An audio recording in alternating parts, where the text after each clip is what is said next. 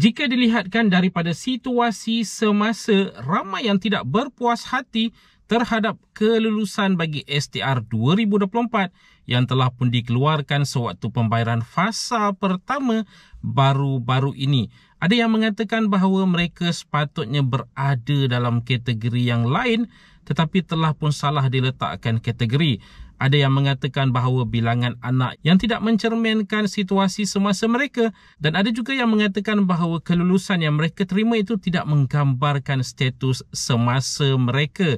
Jadi apa yang perlu dilakukan oleh mereka ini untuk membolehkan mereka ini diluluskan atas kategori yang betul dan sekaligus menerima jumlah yang lebih besar daripada jumlah sedia ada yang telah pun diluluskan.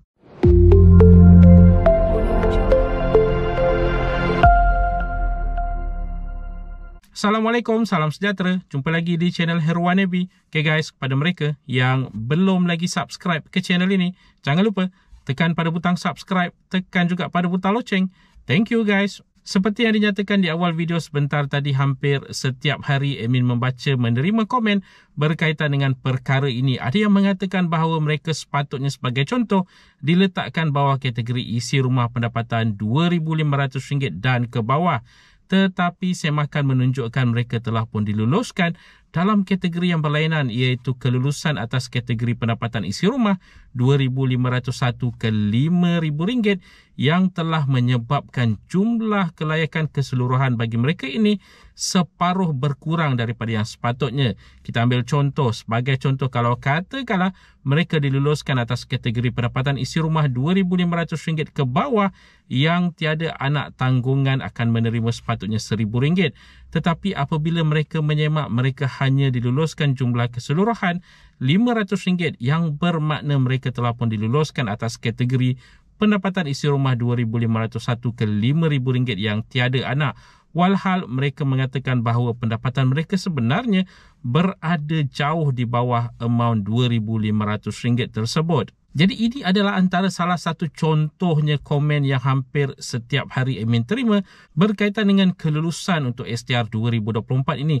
Jadi apa yang perlu dilakukan oleh mereka yang mengalami situasi yang lebih kurang sama seperti contoh yang telah pun diberikan sebentar tadi? Anda sebenarnya tidak boleh berdiam diri kerana itu adalah hak anda. Jadi apa yang perlu anda lakukan adalah menghantar permohonan rayuan seperti yang telah pun dinyatakan dalam soalan-soalan lazim untuk sumbangan tunai ramah 2024. Siapakah yang layak membuat permohonan rayuan bagi STR 2024? Tertera di situ bahawa pemohon yang layak membuat permohonan rayuan STR adalah: yang pertama, pemohon yang berstatus tidak lulus STR 2024 atau pemohon yang berstatus lulus STR 2024 dan terhad kepada rayuan bagi tambahan anak, perubahan status perkahwinan dan perubahan pendapatan sahaja. Jadi sebenarnya walaupun anda berstatus lulus, kalau anda mengalami situasi seperti yang menyatakan sebentar tadi, yang mana sepatutnya pendapatan anda itu adalah kurang daripada apa yang telah pun diluluskan untuk anda, anda boleh menghantar rayuan sebenarnya. Mungkin rekod dalam lembaga hasil dalam negeri masih lagi menunjukkan pendapatan lama anda, belum lagi menggambarkan pendapatan terbaru anda. Jadi ada perubahan pendapatan sebenarnya yang mana pihak lembaga hasil dalam negeri tidak ada rekod itu. Jadi apa yang perlu anda lakukan adalah menghantar permohonan rayuan yang mana boleh dilakukan secara dalam talian di bantuantunai.hasil.gov.my atau menghadirkan diri ke mana-mana cawangan lembaga hasil dalam negeri untuk menghantar secara manual. Tetapi harus diingatkan, kalau anda menghantar secara dalam talian, anda perlu ada akses boleh log masuk ke dalam MySTR kerana option untuk menghantar permohonan rayuan itu berada dalam MySTR, yang mana anda perlu mengakses terlebih dahulu MySTR anda sebelum dibenarkan untuk menghantar permohonan rayuan ini. Sekarang ini telah pun dibuka untuk permohonan rayuan ini, sebenarnya telah pun dibuka seawal 29 hari bulan Januari 2024. Jadi kepada mereka yang mengalami situasi-situasi sebegini, hantar rayuan anda sesegera yang mungkin.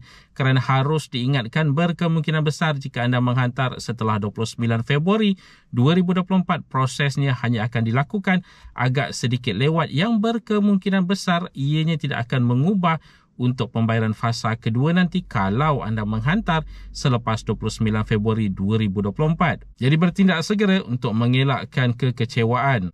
Seperti yang telah pun dinyatakan di awal video sebentar tadi, amountnya boleh jadi separuh daripada apa yang sebenarnya anda layak. Jadi amount tu agak besar. Jadi kalau anda merasakan anda sebenarnya telah pun salah diletakkan atas kategori yang berlainan daripada kelulusan sebenar, ini adalah apa yang perlu anda lakukan, iaitu menghantar permohonan rayuan agar anda mendapat tambahan daripada amount sedia ada yang telah pun diluluskan untuk anda. Dan sedikit peringatan kepada mereka yang masih lagi komen mengatakan bahawa mereka masih lagi belum menerima pembayaran fasa pertama STR 2024 ini. Okay, harus diingatkan, perkara pertama yang perlu anda lakukan adalah mengetahui status kelulusan bagi anda. Kerana walaupun anda diluluskan untuk STR 2023, ada kemungkinan anda telah pun digagalkan untuk STR 2024 atas faktor-faktor tertentu yang mungkin anda tidak perasan. Jadi anda perlu mengetahui terlebih dahulu status kelulusan STR 2024 anda ini bagi membolehkan anda melakukan tindakan yang seterusnya. Sebagai contoh, kalau anda telah digagalkan, anda perlu menghantar rayuan untuk memastikan anda dinilai semula untuk pemberian bagi STR 2024 ini.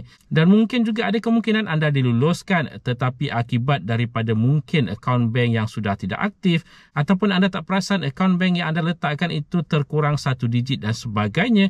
Ini akan menyebabkan pembayaran itu gagal kredit yang mana anda harus dapatkan tunai di mana-mana cawangan bank simpanan nasional. Jadi anda harus menyemak status ataupun maklumat bayaran anda serta status kelulusan menerusi MySTR, atau kalau anda tidak boleh mengakses ke dalam MySTR anda boleh berkunjung ke mana-mana cawangan lembaga hasil dalam negeri atau menghubungi 1-800-88-2747 untuk mendapatkan bantuan lanjut. Jadi guys, itu dia tadi sedikit sebanyak perkongsian di dalam video pada kali ini. Jika anda ada sebarang komen, sebarang pertanyaan, anda boleh tinggalkan di ruangan komen di bawah. Dan kepada mereka yang belum lagi subscribe ke channel ini, jangan lupa tekan pada butang subscribe, tekan juga pada butang loceng. InsyaAllah kita berjumpa lagi di video yang akan datang. Stay safe, stay healthy. Assalamualaikum.